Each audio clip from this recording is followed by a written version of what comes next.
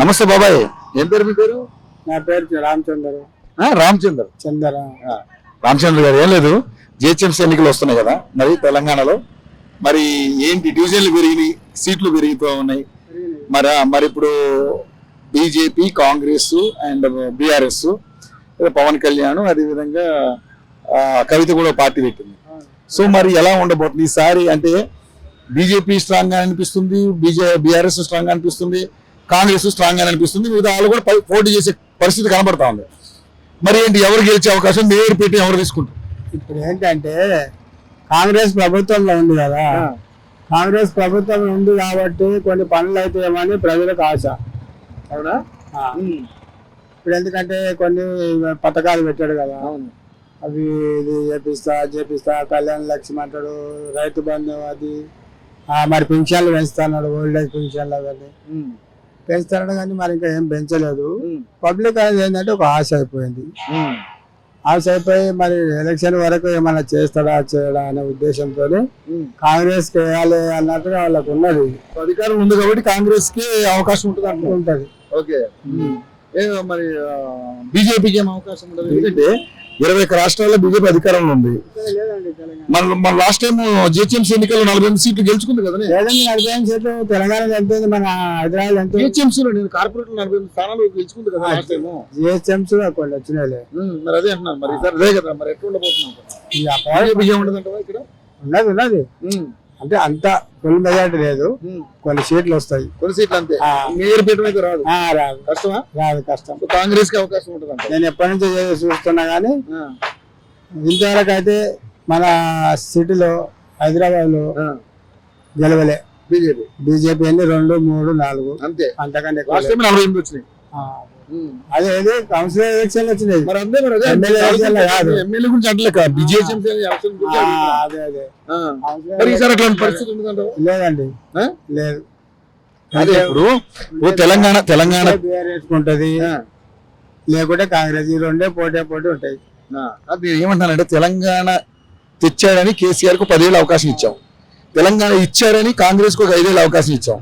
మరి తెలంగాణ రావడంలో బీజేపీ పాత్ర కూడా ఉంది కదా, మరి వాళ్ళకు కూడా అవకాశం ఇవ్వాలి కదా. వాళ్ళకి అవకాశం ఇవ్వాలంటే అంత ఓటర్స్ చేతులు ఉంటుందండి. అదే ఓటర్స్ అవకాశం ఉండదంటే ఇస్తారు ఓటర్స్. ఒకవేళ చెప్పలేము, వాళ్ళ మైండ్ లో వేయాలనిపిస్తే, మంచి పనులు అనిపిస్తే వేస్తారు, అంతే. ఎవరైనా మంచి పనులు కావాలంటే పోటీ ఎవరెవరికి ఉంటుంది? ఓటు అయితే ఎక్కువ మటుకు బీఆర్ఎస్ కు కాంగ్రెస్ కే ఉన్నది, బీజేపీకి ఏమి ఉండదు పెద్దగా.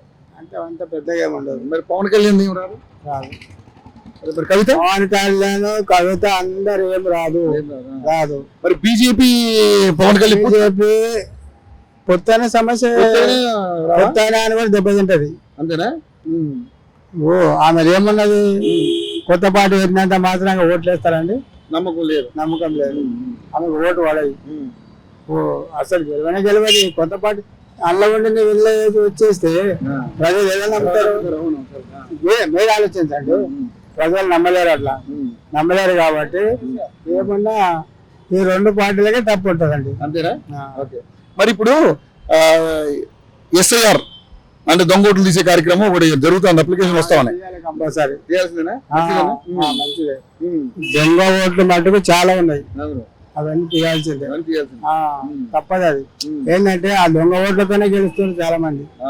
ఈ ప్రభుత్వం కూడా ఉన్నారు, రన్నింగ్ ప్రభుత్వం కూడా దొంగ. వేరే దేశం నుంచి దొంగతనంగా ఇండియాలో కూడా వచ్చిన వాళ్ళు, మన ఇండియాలకు పాకిస్తాన్ లో ఎంతమంది రాదండి, చాలా మంది వచ్చారు. అవన్నీ తీసి పడేయాలి, మొత్తం తీసి పడేస్తే అప్పుడు సగం అవుతాయి.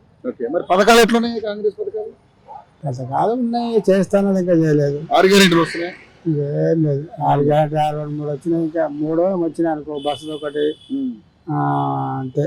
ఇంకేమున్నది? 200 యూనిట్ల కరెంటు అది వస్తుందా?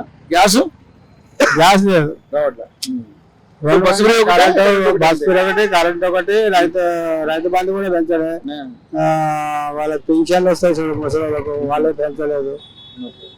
4,000 చేస్తాడు, అది పెంచలేదు. కొత్త పెన్షన్లు 6 లక్షలు 2 లక్షలు ఇస్తాడు, అది రాలేవు. మరి దేశంలో మరి 21 రాష్ట్రాల్లో అధికారంలో బీజేపీ ఉంది, కొన్ని రోడ్లు కానీ అన్ని హైవేలు కానీ బాగా వేస్తున్నారు కదా. సో తెలంగాణలో బీజేపీకి అవకాశం లేదంటారు? ఇప్పుడైతే లేదు, మరి ఇప్పుడే కాదు, చాలా రోజుల నుంచి మనం చూస్తున్నాం. కాదు, 8 ఎంపీలు 8 ఎమ్మెల్యేలు గెలిచారు కదా, మరి అది గెలిచారులే, కానీ ఇప్పుడు మరి కౌన్సిల్ ఎలక్షన్ లో ఒక సిచ్యువేషన్ ఎట్లుంటుందో చెప్పలేము. దాన్ని మనం కరెక్ట్ చేసేయాలి అంతేనా. ఎలక్షన్ దగ్గరికి వచ్చి ఇప్పుడు ఎప్పుడు ఉందండి ఎలక్షన్? నాకు తెలిసి 2 నెలలు ఉంటుంది అంతే, అంతగానే ఎక్కువేం లేదు. కాకపోతే 2 తప్పు ఉంటుంది, బీఆర్ఎస్ కాంగ్రెస్ అంతే. థ్యాంక్ యూ అన్న.